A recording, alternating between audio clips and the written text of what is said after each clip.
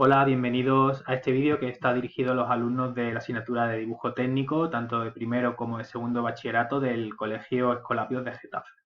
Para los que no me conozcáis, yo soy Cristóbal y hasta que se produjo el parón de clases estaba como profesor en prácticas acompañando a la profesora Carmen Rius en sus clases. Así que voy a seguir con vosotros de manera virtual y la idea de este vídeo es que sirva como complemento a la presentación que imagino ya os han hecho llegar tanto Carmen como Justo para tratar el tema de acotaciones, ¿vale? Acotaciones, normalización y para segundo también tema de cortes y secciones. La idea de este vídeo es que podáis ver el ejemplo de pieza acotada que os he dado en la presentación y podáis entender mejor cómo acotar una pieza de manera correcta. Quería empezar por esta diapositiva para repasar con vosotros cuáles son las reglas básicas que tenéis que debéis tener en mente a la hora de acotar una pieza de manera correcta. La primera es que solo van a aparecer las cotas necesarias para que la pieza quede definida. ¿Eso qué quiere decir? Uno de los errores más comunes que se cometen a la hora de acotar piezas es que nos den la vista y empecemos a poner cotas a cada una de las aristas que nos encontremos. Y esto no es correcto. La pieza debe tener el número mínimo de cotas para que se entienda perfectamente y para que pueda ser fabricada y no se pueda confundir con ninguna otra pieza.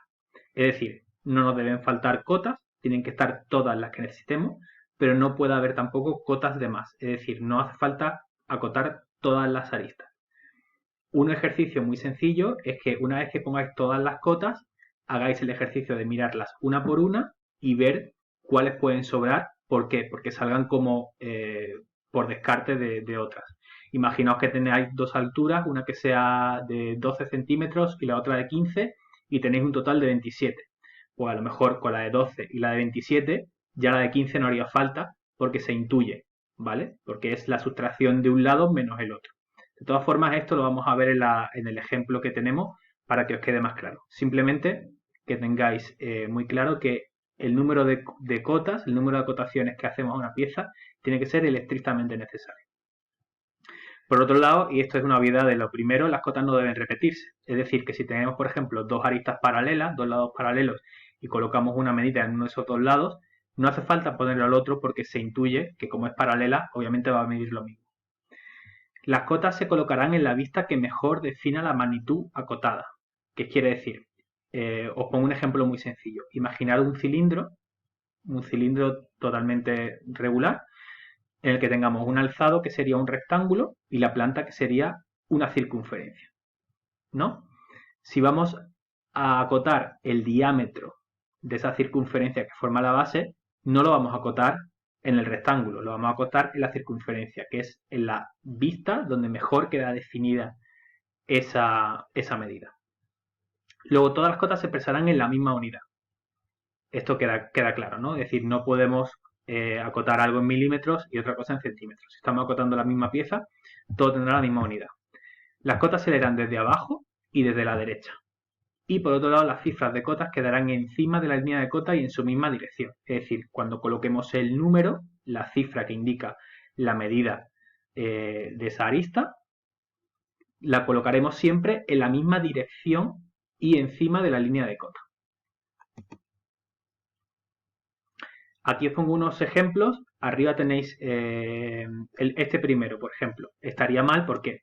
Porque aquí las cotas, las líneas de cotas se cruzan entre ellas y eso se puede evitar. Entonces, siempre que sea evitable, vamos a colocar las cotas de manera que no se crucen. Igual pasa en este segundo ejemplo. Aquí, si voy a acotar la medida máxima y voy a acotar la medida de este hueco de en medio, no hago que mis líneas de referencia se crucen entre sí. ¿Cómo lo voy a hacer? Pues siguiendo este tercer ejemplo que sería el que está acotado de manera correcta. Una quedaría, la cota del hueco quedaría en medio y por fuera levanto la cota de esa arista completa.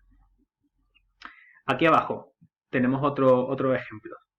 ¿Por qué estaría mal esta cota? Pues obviamente esta. ¿Por qué? Porque estaría tapando a nuestro eje de simetría y porque está dentro de la figura. Siempre que podamos vamos a evitar que nuestras líneas de cota queden dentro de la figura. Esta de aquí también estaría mal. ¿Por qué? Porque es una prolongación de una de las aristas de nuestra pieza. Es decir, que esta de aquí continuaría con nuestra cota, lo que puede llevar a confusión.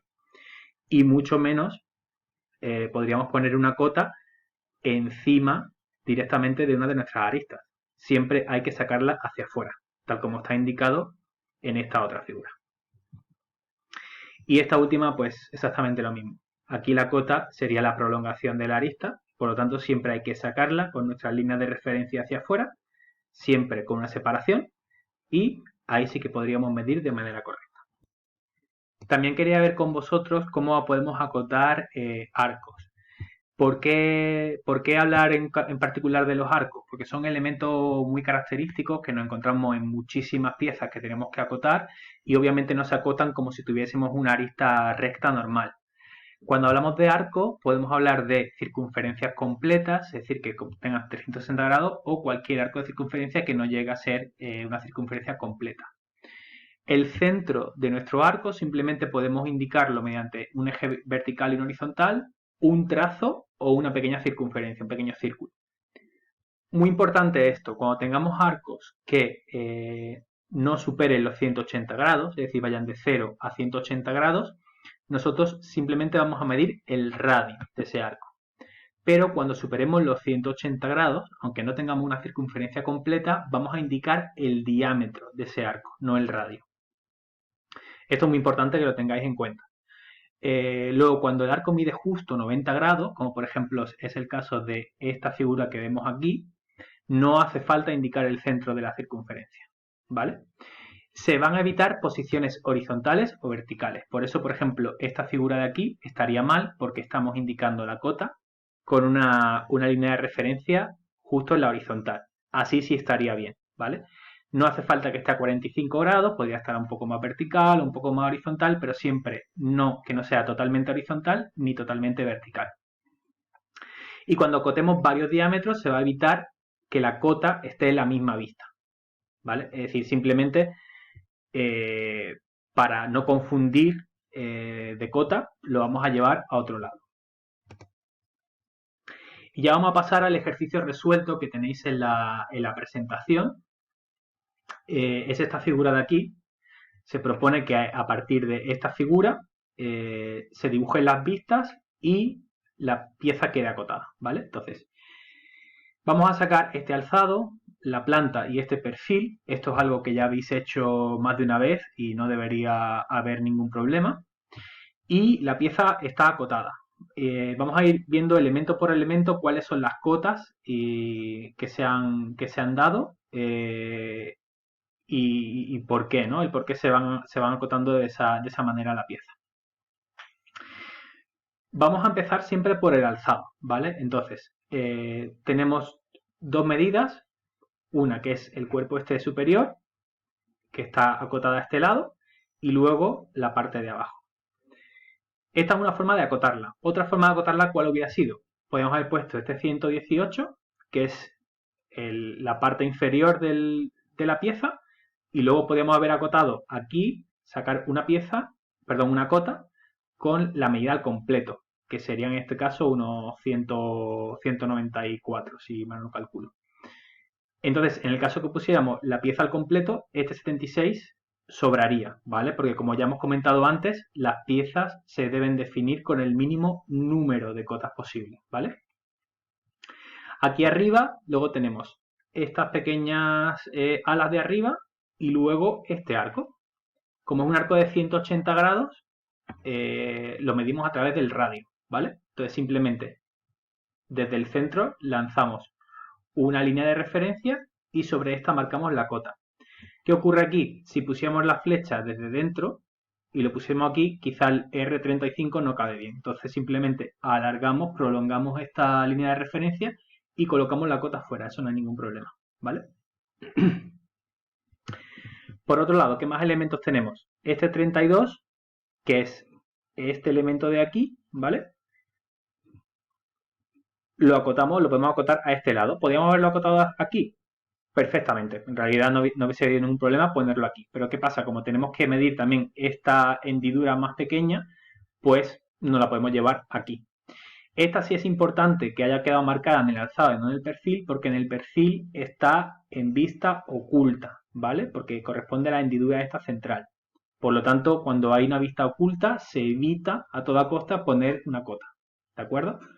Aquí sí que es vista y aquí ocurre una cosa que no es deseable, no debemos intentar evitar a toda costa, pero a veces ocurre y tampoco hay ningún problema. Y es que aquí vemos que la línea que hemos usado de referencia está pisando la propia figura, ¿vale? La propia vista del alzado.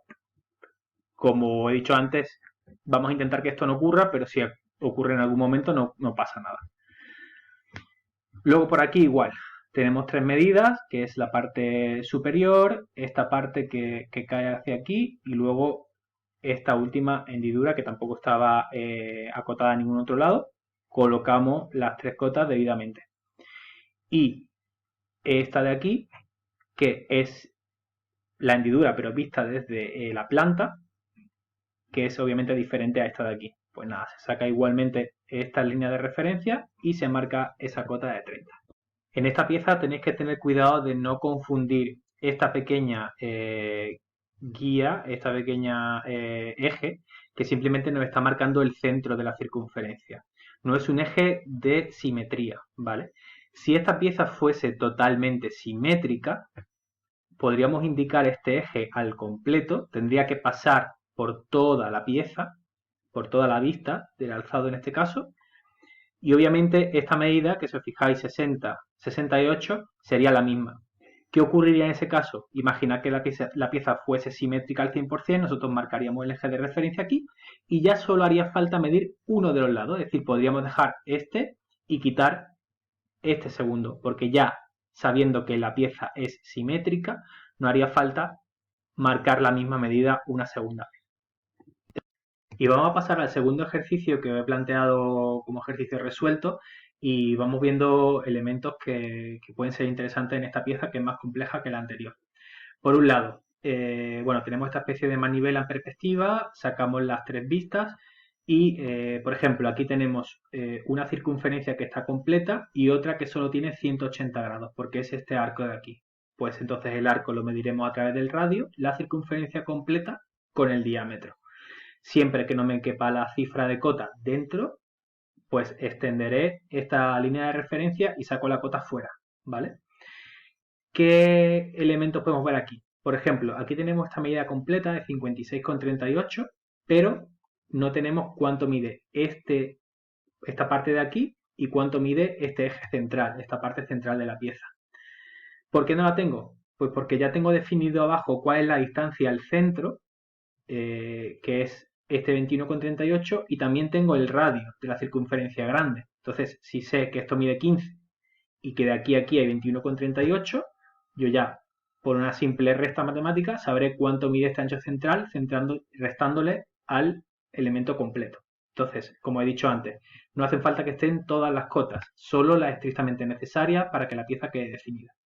Y otro elemento interesante es que aquí en el perfil tenemos este elemento medido por un radio, que es esta pequeña curva de aquí tenemos otro radio, que es el de 20, y luego aquí tenemos un diámetro.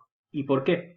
Pues es fácil, porque esto simplemente es una curva que ocupa 90 grados, pero que aquí vuelve a ocupar otros 90 grados. Entonces, como tenemos por un lado y por otro la misma circunferencia, simplemente que se interrumpe cuando llega a estas aristas rectas, pues la vamos a medir con el diámetro, ¿vale? Siempre que no quede dentro de la misma cota, es decir, cogemos diferentes ángulos a la hora de medir estos radios y estos diámetros.